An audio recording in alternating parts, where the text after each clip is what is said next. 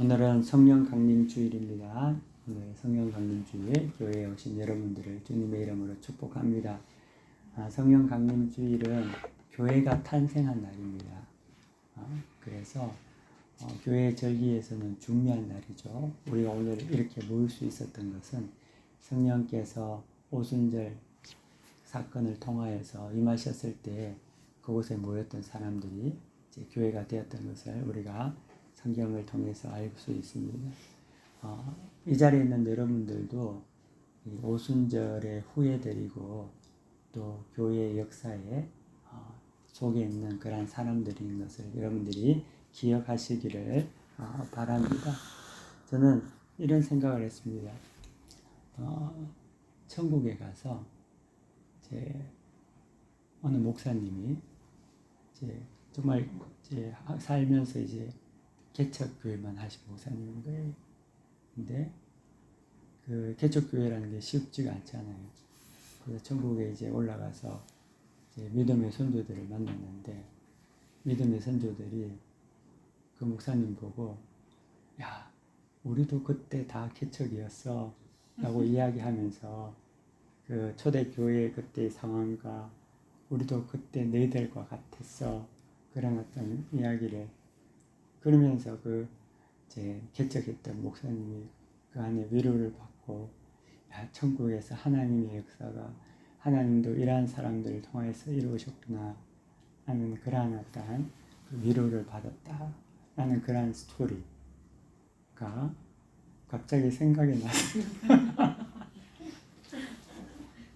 그래서 여러분들도 이 교회의 역사 가운데 우리가 하나님께서 주시는 은혜에 따라서 우리 또한 교회를 섬기고 또 믿음 안에서 잘 자라나기를 축복합니다.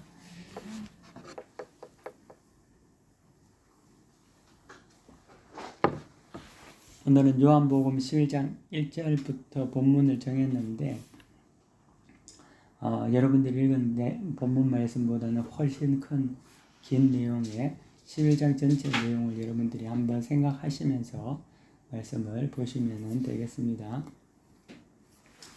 전문가와 비전문가의 차이는 어떤 특정 사안에 대한 지식과 정보의 차이겠죠. 전문가가 보는 눈과 비전문가가 보는 눈은 다르죠. 대개 일반인들은 그냥 보는 대로 판단하고 평가합니다. 하지만 전문가는 그렇지 않죠. 보이지 않는 것까지 알아차릴 수 있는 그런 어떤 통찰력을 가진 게 전문가라는 자들입니다. 평범한 우리들은 나쁜 것을 좋은 것으로, 낮은 것을 높은 것으로 착각하고 습득하며 살아갈 때가 많지만 전문가는 그렇지 않다는 거죠. 보이지 않는 것까지 알아차리고 결정을 합니다. 어린 아이를 데리고 선물 가게나 상점을 가게 되면은 아이들은 어른들이 보기에는 그렇게 좋지 않는, 사지 말았으면 좋겠는 그런 어떤 물건을 사달라고 조를 때가 있습니다. 부모 입장에서는 이게 더 좋고 더 가격도 좋고 이렇게 하는데 아이는 꼭 형편없이 좀 조잡한데 색깔이 반짝반짝하다거나 진하다든지 그러면서 가격도 좀 이상하게 비싼가 이런 것들을 사달라고 할 때가 있죠. 아빠가 보기에는, 부모들이 보기에는 사실 이게 좋은 게 맞죠. 하지만 아이의 한계에서는 아이에게는 이게 최고인 거죠. 하지만 객관적으로 봤을 때는 아이의 선택은 틀린 거죠. 부모의 눈이 맞다는 거죠. 왜냐하면 아이는 더 넓고 깊게 알지 못하기 때문에 자신의 한계 속에서 판단했기 때문에 그렇습니다. 성경에 보면은 베다니에 사는 나사로가 병에 걸렸습니다. 그리고 그의 병은 그에게 치명적이었습니다. 회복되지 않고 경각으로 달려갑니다. 그로 인해서 그 두 누이들은 다급해지기 시작했습니다. 그래서 주님께 급히 요청을 합니다. 사람을 보내는 거죠. 그래서 주님 빨리 오십시오.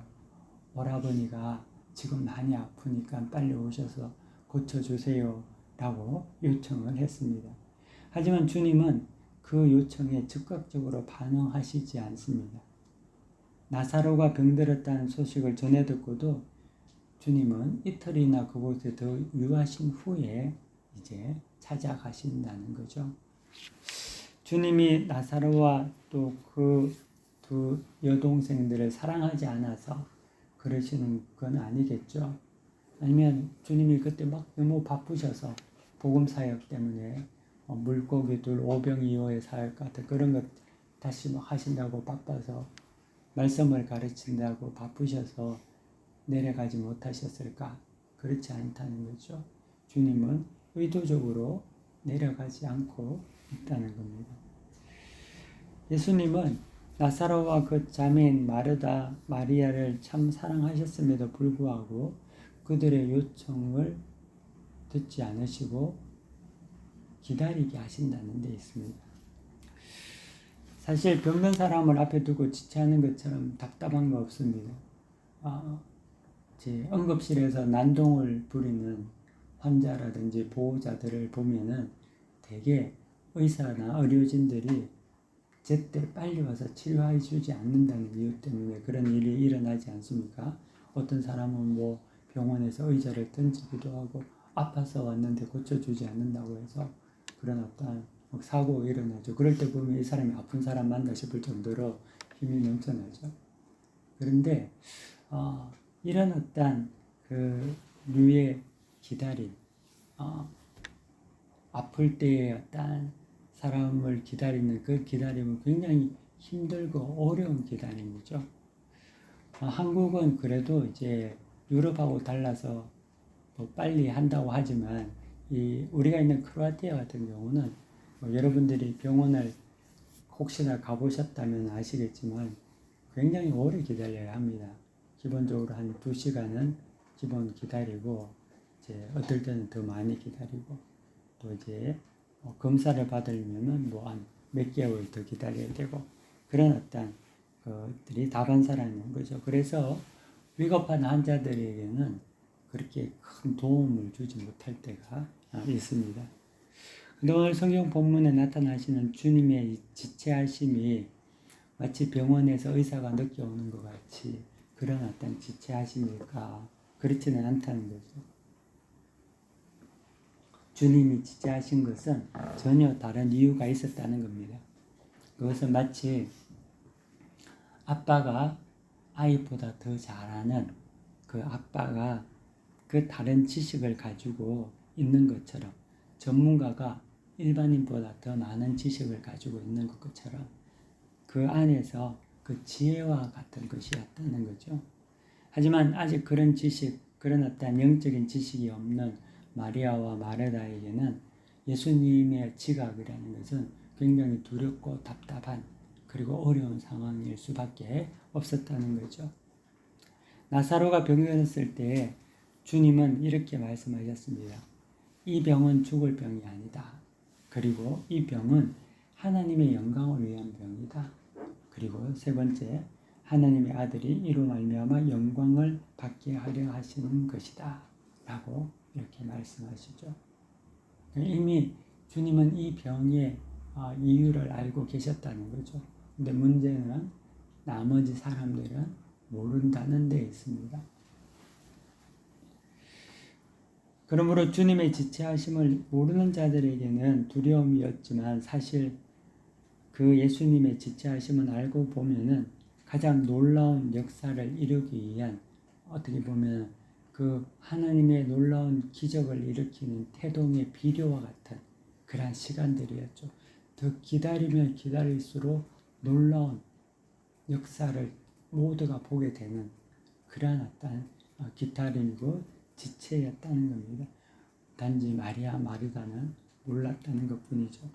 그래서 바울은 로마서 11장에 이런 하나님의 섭리에 대해서 이렇게 말했습니다. 로마서 11장 33절 34절에 보면은 깊도다 하나님의 지혜와 지식의 풍성함이요 그의 판단은 헤아리지 못할 것이며 그의 길은 찾지 못할 것이로다. 누가 주의 마음을 알았느냐? 누가 그의 모사가 되었느냐? 우리에게는 내가 모르는 게 많습니다. 하지만 내가 모르는 그것을 하나님은 아신다는 데 있죠. 내가 모르는 것, 내가 이해하지 못하는 것을 하나님께서는 아시고 하나님은 이해하신다는 데 있습니다. 그 믿음이 우리에게 있어야 한다는 거죠.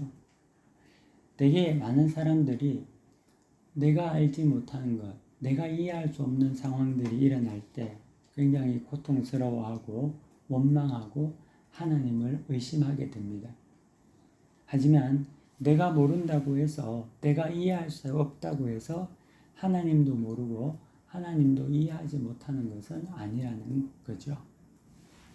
하나님은 우리보다 더욱 크고 깊으시기 때문에 우리의 암과 이해를 넘어서 우리의 길을 예비하고 계신다는 데 있습니다.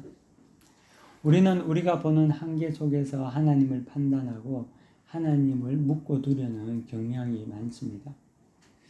사랑하는 성도 여러분, 신앙이 뭡니까?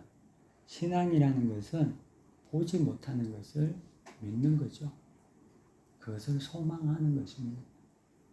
신앙이라는 것은 내가 보지 못하는 것을 소망 가운데 믿는 것을 신앙이라고 합니다.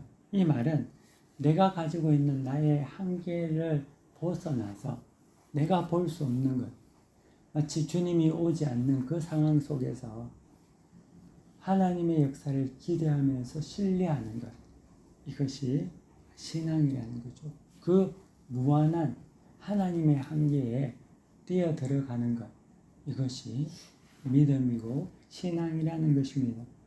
하지만 우리는 여전히 그러한 하나님의 무한한 한계 속에서 살아가기가 힘듭니다. 왜냐하면 보이지 않기 때문이고 또 우리에게는 여전히 육신의 한계가 있다는 거죠.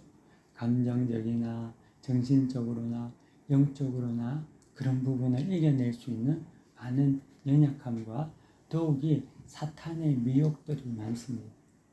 그러다 보니까 우리가 하나님을 신뢰하고 나아가지만 늘 실패하고 넘어지고 좌절할 때가 많다는 거죠.